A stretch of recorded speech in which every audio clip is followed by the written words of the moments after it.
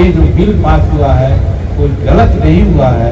अगर गलत होता तो इनको कहने में तनी भी नहीं बात आती। हम कहते कि हमारी सरकार की संस्था है तो मुसलमान की संस्था में मुसलमान ही रहे, का बेटा हो या बंदी का संस्थान, सबको शिक्षा एक। मुख्यमंत्री की वैकेंसी है ही नहीं है।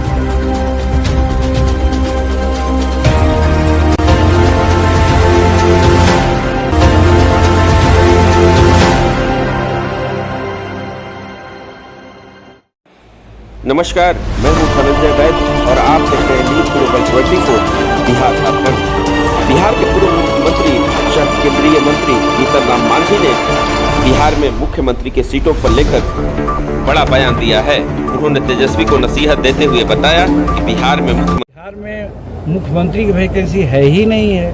नीतीश कुमार मुख्यमंत्री हैं, आगे भी उनके नेतृत्व में मुख्यमंत्री चुनाव लड़ेंगे और आगे भी वो मुख्यमंत्री रहेंगे। ये दृढ़ निश्चय है हमारे एनडीए का। यहाँ वैकेंसी कहाँ। वहीं बिहार सरकार के पूर्व मंत्री और प्रोफेसर रहे चंद्रशेखर को टिप्पणी पर पलटवार करते हुए जीतन राम मांझी ने कहा है विद्वान आदमी, उनके दिमाग में अगर ये बात आई है कि हम गलत कहीं कर रहे हैं तो उसको सुधारने का काम करें या मैं उसको स्पष्टीकरण करने की बात करूँगा। जिस लाइन पर उन्होंने मुझे कहा है, क्या आज बीजेपी की सरकार है, बीजेपी के लोग हैं, तो क्या हैं ये गलत लोग हैं। आज भारत 11वां पोजीशन से आज 8वां पोजीशन पर आ गया। आर्थिक दृष्टिकोण से 3रा पोजीशन पर जाने जा रहा है। 247 में हम लोग विकसित भारत की कल्पना कर रहे हैं नरेंद्र भाई मोदी जी के नेतृत्व में। तो सिर्फ धर्म के नाम पर या पार्टी के नाम पर किसी को कुछ कह दिया जाए, हम नहीं समझते हैं कि वो उचित है। कितना सेकुलर वो हैं वो जाने, लेकिन मैं भी कहता हूँ कि मैं भी मंदिर मस्जिद नहीं जाता हूँ पूजा करने, जाता हूँ आपका मन रखने के लिए, आपकी प्रतिष्ठा रखने के लिए कि जिसमें आपका ठेस न लगे भावना का। तो किसी की भावना को कदर करना वो कोई रूढ़िवादिता नहीं है। वहीं कॉमन स्कूलिंग पर उन्होंने सरकार को घेरते हुए कहा कि सरकार की नीयत में खोट है। राष्ट्रपति का बेटा हो या भगी करता काम, सबको शिक्षा मिले एक समान।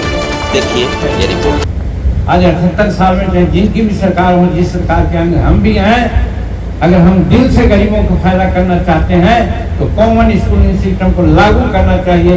राष्ट्रपति का बेटा हो या भंगी का संस्थान, सबको शिक्षा एक समान करना चाहिए। अगर नहीं है तो मैं समझता हूँ कि वो सरकार का नियत साफ नहीं है।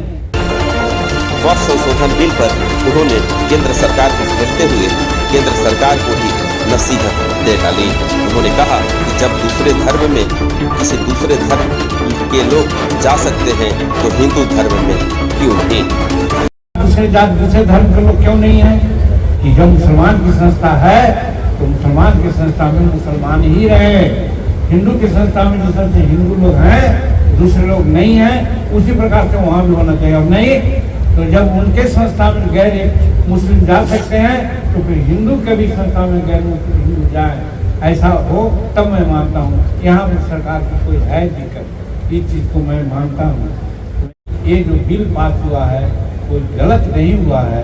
अगर गलत होता तो इनको कहने में तनी भी नहीं बात आती। हम कहते कि हमारी सरकार ने गलती की है।